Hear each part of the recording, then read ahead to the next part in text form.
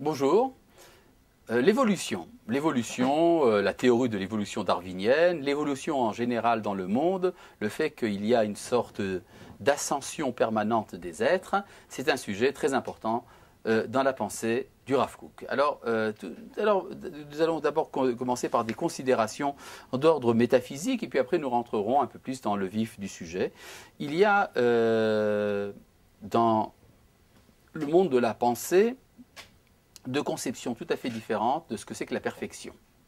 Vous savez que chez les Grecs, on se demandait si le monde était fixe ou si le monde était en mouvement. Les Grecs, certains d'entre eux disaient que le monde c'est fixe. Par exemple, c'était Zénon d'Élée qui disait que le mouvement est une sorte d'illusion. Vous connaissez l'argument d'Achille et la tortue qui essaye de prouver que l'idée que le monde est en mouvement est une absurdité. Et donc il niait le mouvement. D'une certaine manière, on peut dire que ces philosophes considéraient la fixité comme étant l'idéal, le divin étant ce qui ne bouge pas. Par contre, vous avez les héraclitéens, Héraclite d'Éphèse et tous ceux qui suivaient sa voie, considéraient qu'au contraire, le mouvement, c'était l'essence même de l'être, que tout était en mouvement, tout bouge, tout est vivant d'une certaine manière. C'est comme ça que le Rav Kook interprète cela. Et donc, ce qui est vraiment important, c'est la vie. La vie avec ce qu'elle a de mouvant, ce qu'on appelle le perfectionnement. Alors en hébreu, ça vous donne deux manières de considérer la perfection. La première, la fixité, se dit en hébreu shlemut. Shlemut, c'est ce qui est achevé. Achevé dans le sens total du terme. Il n'y a plus rien à rajouter. Quand il n'y a plus rien à rajouter, c'est qu'on est arrivé à la perfection. Ashlama, shlemut, shalem. Le mot shalom, la paix également, c'est quand il n'y a plus de raison de friction. Les causes du conflit ont disparu. Ça, c'est ce qu'on appelle shlemut. Et puis vous avez également une autre dimension, ce qu'on appelle hishtalmut, le fait de se compléter, la complétion permanente. Effectivement, quand quelque chose est achevé, il nous manque quelque chose. Qu'est-ce qu'il nous manque? Il nous manque le complément, le fait d'être en permanence, en évolution, en croissance. Alors, comment concevoir le divin? Et comment concevoir l'humain? Est-ce que l'idéal serait la shlemut ou bien la ishtalmut, la fixité ou bien le mouvement permanent? Eh bien, pour le Rav Kook, les deux sont faux. Si on ne considère que la shlemut, que la plénitude, eh bien, il manque le mouvement. Si on ne considère que le mouvement, la ishtalmut, eh bien, il manque le but. Donc, pour concevoir véritablement le divin, on a besoin des deux, la shlemut et la ishtalmut. À tel point même que le Rav Kook va jusqu'à formuler les choses d'une manière assez paradoxale. Il dit, étant donné que Dieu est parfait, eh bien, il lui manquait de se parfaire. C'est la raison pour laquelle il a créé le monde, pour ajouter le perfectionnement à sa perfection, pour ajouter la perfection du perfectionnement à sa perfection absolue. Vous avez remarqué l'audace de la formulation, ce que le Rav Kook appelle Shene Erche Hashlemut. Je lis ça dans la partie du deuxième volume d'Orot HaKodesh, dans la partie qui s'appelle Hit'alut HaOlam, l'ascension du monde, au chapitre Yud Zayin, c'est-à-dire 17, Shene Erche Hashlemut. Il y a à ce propos un texte très intéressant du Talmud dans le traité de Souka qui nous parle d'un dialogue entre deux hérétiques, Hane Trei Minei, ces deux hérétiques qui dialoguaient entre eux. Vous savez qu'en général le Talmud nous amène les dialogues des maîtres du Talmud, des rabbins. Et le Talmud, en général, n'a pas grand-chose à faire avec les dialogues des hérétiques. Et pourtant, il y a un dialogue entre deux hérétiques qui nous est amené par le Talmud. Et ils ont des beaux noms. L'un s'appelle Sasson et l'autre s'appelle Simcha, c'est-à-dire l'exultation et la joie. Et chacun amène des versets pour prouver qu'il l'emporte sur l'autre. Alors, par exemple, Sasson amène le verset « Sasson ve Simcha yasigu ». Donc, vous voyez que dans le verset, le mot « Sasson » est en premier, alors que Simcha vient avant. Et alors l'autre amène, mais non, il écrit Simcha ve Sasson la Yehudim. Donc on voit que Simcha l'emporte sur Sasson. Deux formes de joie. Et il y a tout un dialogue un peu loufoque dans ce passage du Talmud. Mais la question que je me pose, c'est mais pourquoi est-ce que le Talmud juge-t-il nécessaire de nous raconter ces deux choses-là? Et à part ça, si ce sont des hérétiques qui amènent des versets, c'est peut-être pas des hérétiques après tout. À mon sens, ce que le Talmud voulait dire, c'est exactement ce que dit le Rav Kook. Simcha, c'est la joie que l'on ressent lorsqu'on est arrivé à son but. C'est la satisfaction. On pourrait représenter ça comme un verre plein, une coupe complètement remplie. C'est ça la joie, Simcha. Par contre, Sasson, c'est la joie que l'on ressent à savoir que l'on est proche de son but. C'est comme un verre qu'on est en train de remplir avec une bouteille. Il n'est pas encore rempli, mais on sait qu'il sera rempli. Il y a une exultation à l'approche de la plénitude. Ça s'appelle sasson.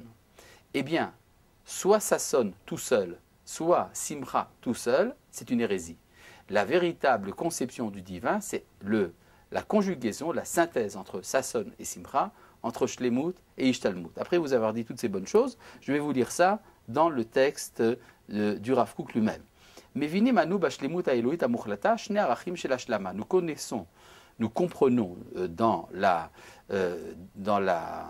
plénitude, dans la perfection divine absolue, deux modes différents de perfection. Erechad shel hashlama, il y a une forme de perfection chez Mitzad Godla Ugmirata en Shayarba Osafa Shel Maala, une perfection qui fait qu'elle est telle qu'on n'a pas besoin de rajouter quoi que ce soit.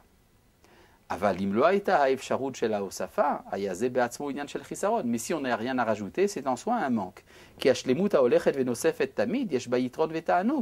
Parce que dans la perfection qui s'accumule, il y a une sorte de plaisir, une sorte d'ascension, que nous espérons tant, le fait d'aller de réussite en réussite. Il y a des textes effectivement contradictoires chez les Chachamim à propos de la condition de l'âme dans le monde à venir. Nous avons un texte amené par Maïmonide dans Ilchot Teshuvah qui nous dit que dans le monde à venir, les justes sont assis. Tzadikim yoshvim. Et pourquoi est-ce que les justes sont assis? Le Rambam nous dit c'est parce qu'ils n'ont plus rien à faire. Ils ne peuvent maintenant que se réjouir, que jouir des connaissances du divin qu'ils ont acquis dans le Olam Hazé. Et donc, le labeur est fini, c'est le moment du repos, du statique. Par contre, nous avons d'autres textes du Talmud qui nous disent Tzadikim en lahem menucha lo bar olam hazé velo bar olam haba. Les justes n'ont de repos ni dans ce monde ni dans le monde à venir. Ainsi qu'il est dit Yelechu mechail el chail. Ils iront de réussite en réussite. Et donc, c'est exactement le contraire. Je dirais même qu'il y aurait en fait peut-être deux sortes de tzadikim. Les tzadikim qui ont l'idéal de la fixité et les tzadikim qui ont l'idéal de l'ascension permanente. Et donc chacun des chachamim a exprimé à sa manière ce qu'il ressentait comme étant la perfection. Pour le Rav Kook, ce sont deux modes de shlemut, la shlemut et la ishtalmut, la perfection et le perfectionnement. Et là, nous avons ici une critique, dont nous avons parlé dans un autre cours, du bergsonisme qui ne connaît que l'ascension sans connaître la perfection. Ce qu'il appelle l'aveuglement des ascensionnistes modernes, et il cite ici Bergson. Bon, tout cela était une introduction, maintenant nous allons passer au vif du sujet. Il y a dans les théories scientifiques de nos générations, une théorie qui a fait beaucoup de bruit, c'est celle de l'évolutionnisme. L'évolutionnisme a pris plusieurs formes sur le plan scientifique, entre autres le darwinisme qui a ébranlé bien des consciences en affirmant que l'homme, je dis ça de manière extrêmement schématique, l'homme descend du singe. Ce n'est pas vraiment ce que dit Darwin, mais enfin c'est la manière la plus populaire de le dire, c'est comme ça que je vais donc l'exprimer. L'évolutionnisme donc dit que l'homme vient du singe. Horreur, comment est-ce que l'homme pourrait venir du singe alors que l'homme est créé à l'image de Dieu? Alors, vous savez que du point de vue du Rav Kook, il n'y a aucun problème à admettre l'évolutionnisme, même sur le plan biologique. Et même plus que cela, du point de vue du Rav Kook, il y a une sorte de correspondance entre les intuitions des kabbalistes et celles des évolutionnistes scientifiques. Et non pas qu'il y a identité, c'est-à-dire la Kabbale n'enseigne pas l'évolutionnisme biologique parce que la Kabbale ne s'occupe pas de science. La Kabbale nous explique simplement qu'il y a une sorte d'évolution du spirituel dans le monde. Et c'est une opinion qui est difficile au commun du peuple de concevoir, mais depuis que l'évolutionnisme a fait son chemin dans les consciences populaires, ça permet même au commun du peuple de comprendre ce que disaient les kabbalistes à ce propos.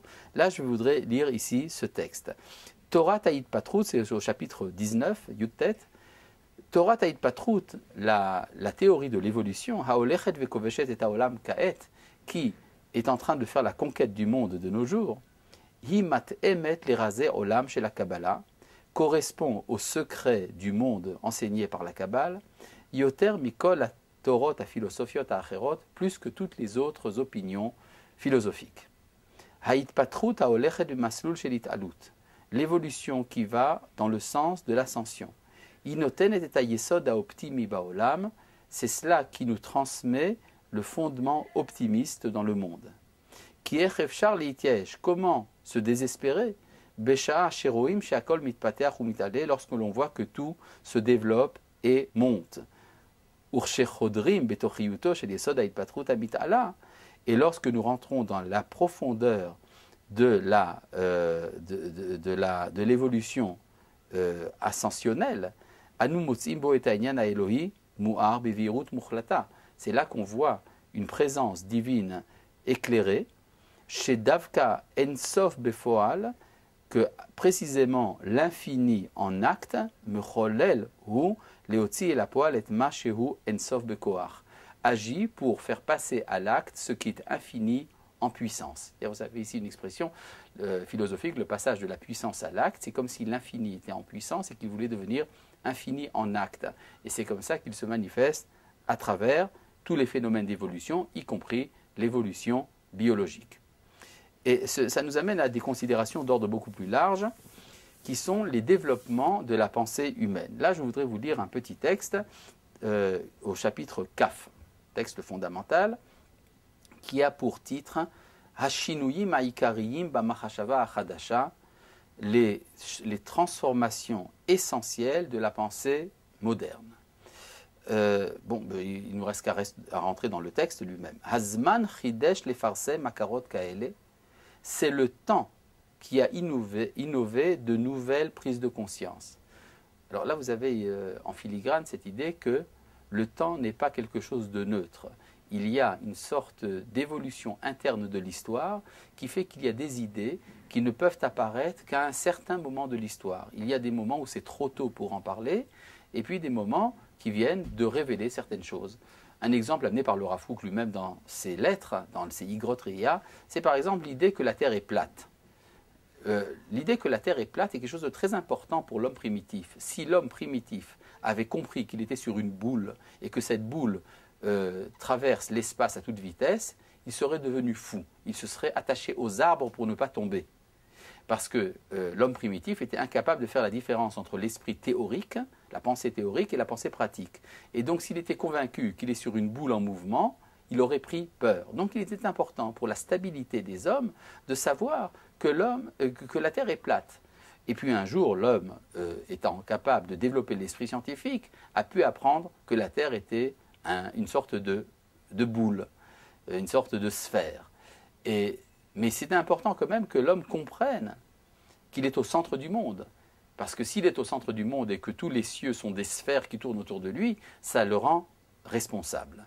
La responsabilité est une chose importante dans le développement de la moralité humaine. Une fois les valeurs morales acquises, c'est alors que l'homme a été capable d'aller plus loin, de comprendre qu'il ne faisait que tourner autour du soleil. Et donc le centre du monde n'est plus en lui, ce qui lui donne un peu d'humilité, mais encore pas tellement, puisque le système solaire est encore assez proche de lui.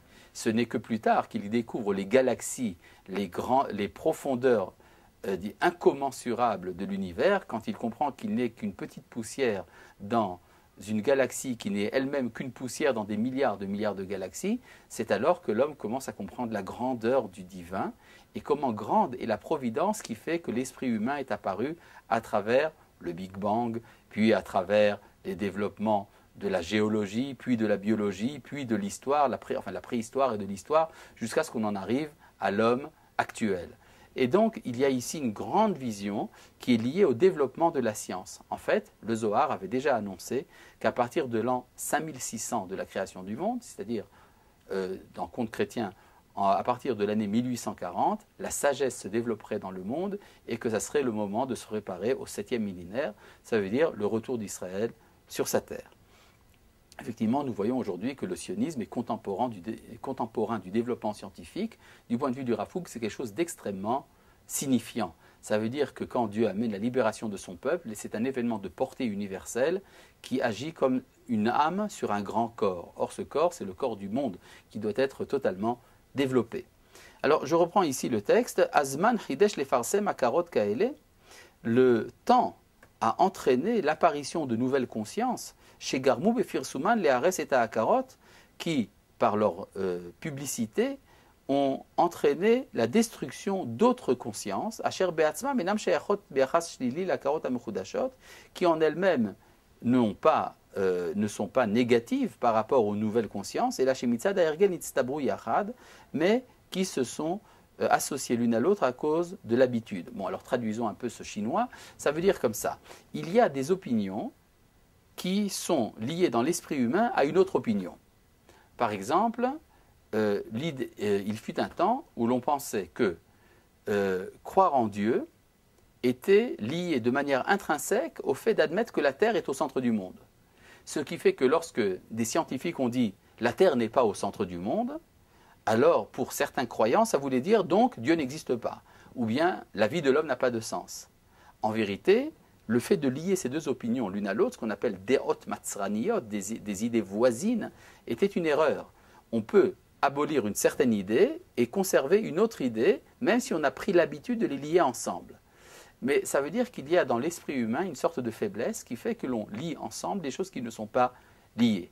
Ce qui fait que lorsqu'une opinion se développe et qu'elle se transforme, alors on a parfois le sentiment qu'on est en train de perdre la stabilité du terrain spirituel sur lequel on est établi. En fait, c'est une erreur, nous dit le Rav Kook.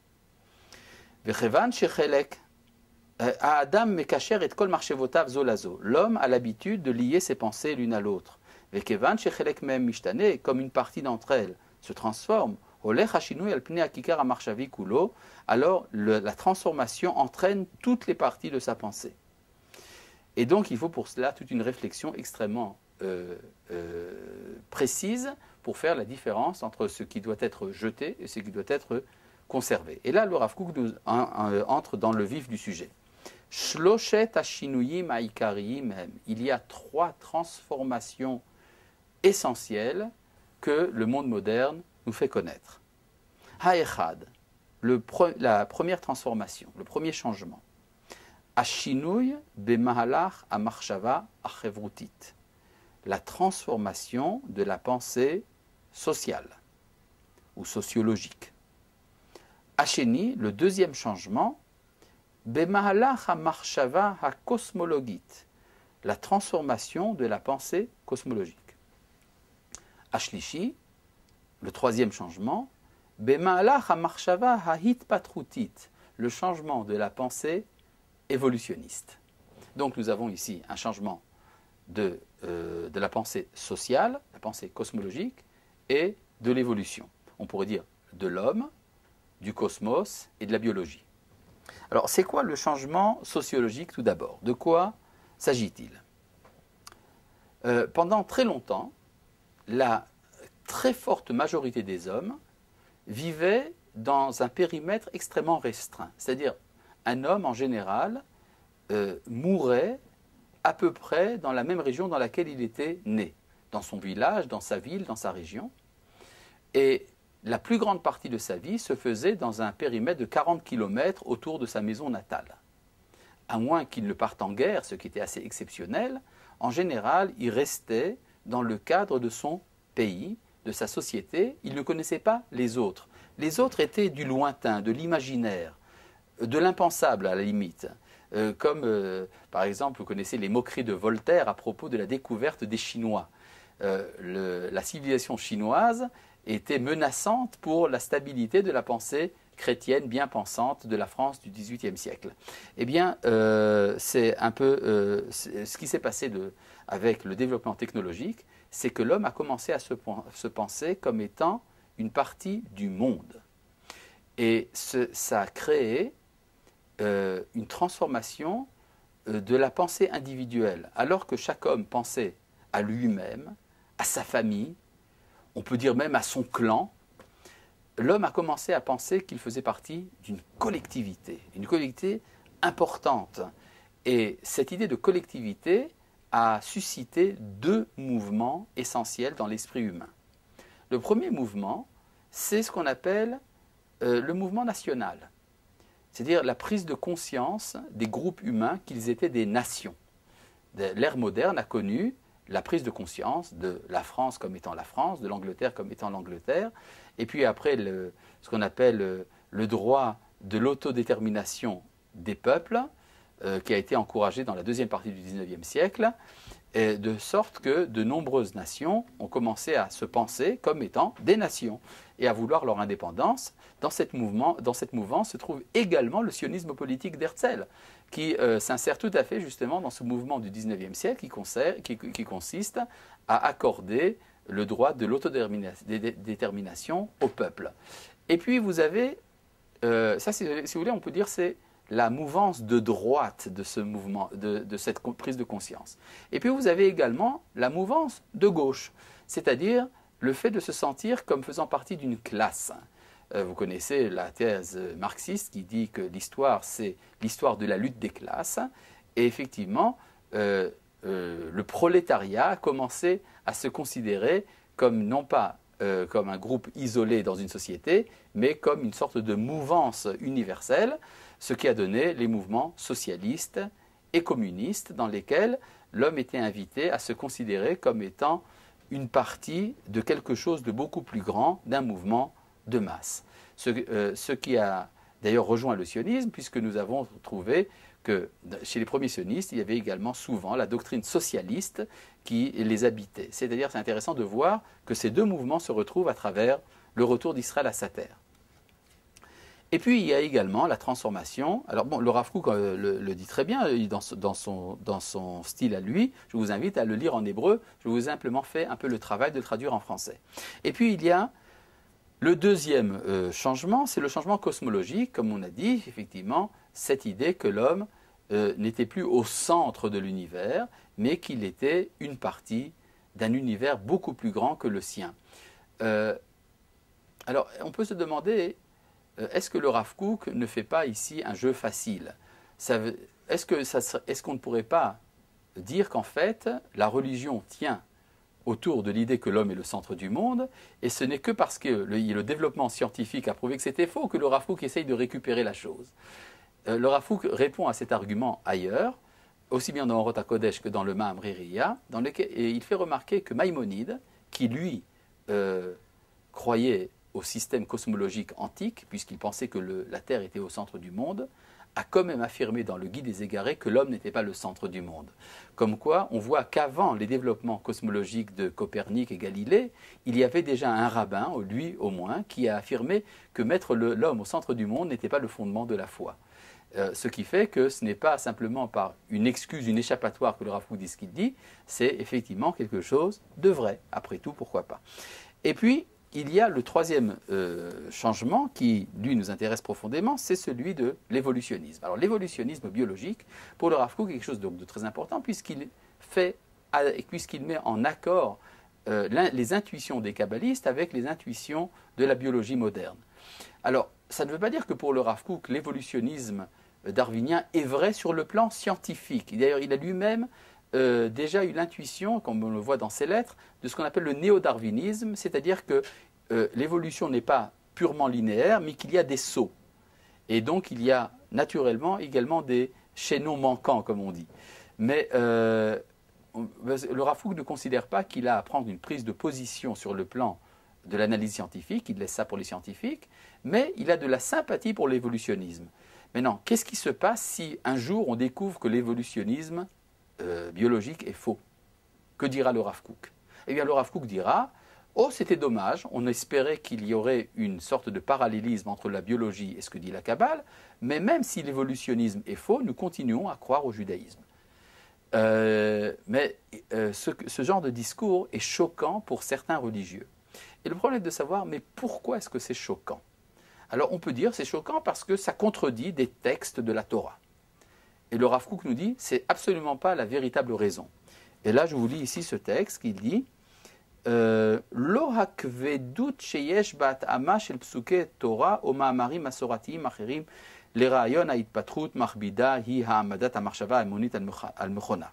Ce n'est pas la difficulté qu'il y a à adapter des versets de la Torah ou d'autres sources de la Torah, de la tradition, qui empêche la multitude d'admettre l'évolution. Ce n'est pas parce qu'il est écrit dans la Torah que l'homme vient de là boue. Vous savez, il est parfois surprenant de voir des religieux qui disent « Nous préférons dire que l'homme vient d'un morceau de boue qu'il vienne d'un singe. » Ah bon, mais pourquoi? En quoi ça vous dérange?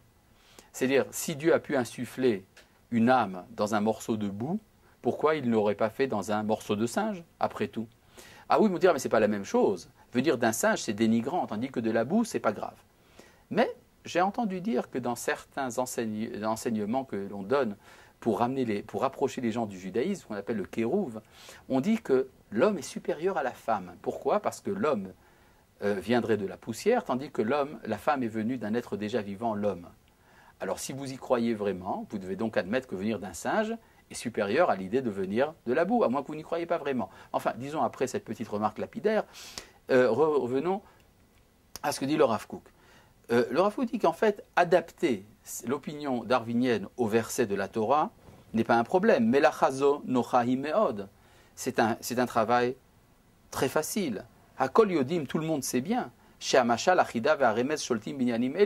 tous ces sujets-là qui parlent de la création du monde, la création de l'homme, sont remplis de métaphores. Shem kivshono shel olam, que ce sont les secrets du monde. Bechol makom, partout.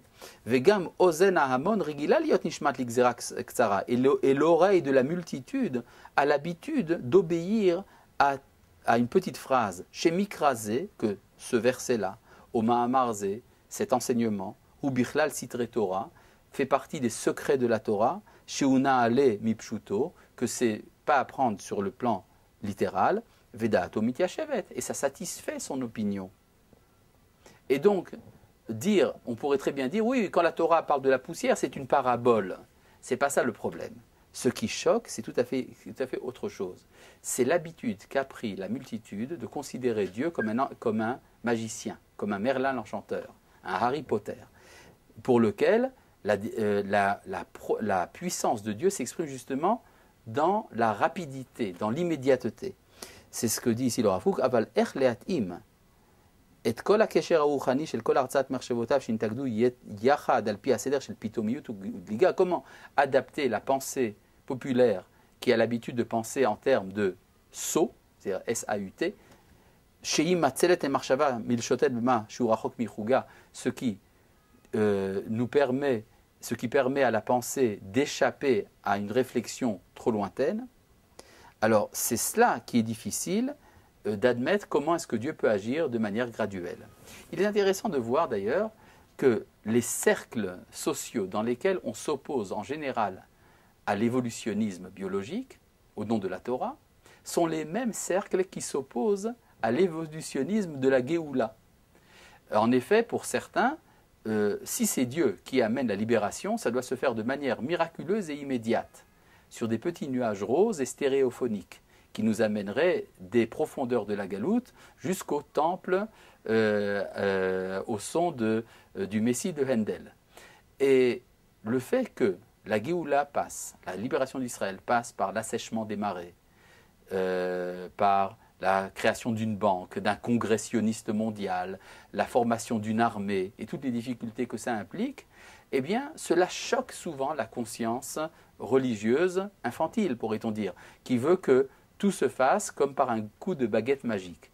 Et donc, c'est souvent dans le refus de voir la main de Dieu à travers l'évolution historique que se traduit également la réticence à admettre la main de Dieu à travers l'évolution biologique. Mais le Rav Kook nous invite à une réflexion beaucoup plus mûre qui correspond aux enseignements essentiellement du Ramchal, Rabbi Moshe Chaim Luzzatto, qui parle d'une évolution spirituelle des mondes métaphysiques à travers l'histoire des hommes. Shalom.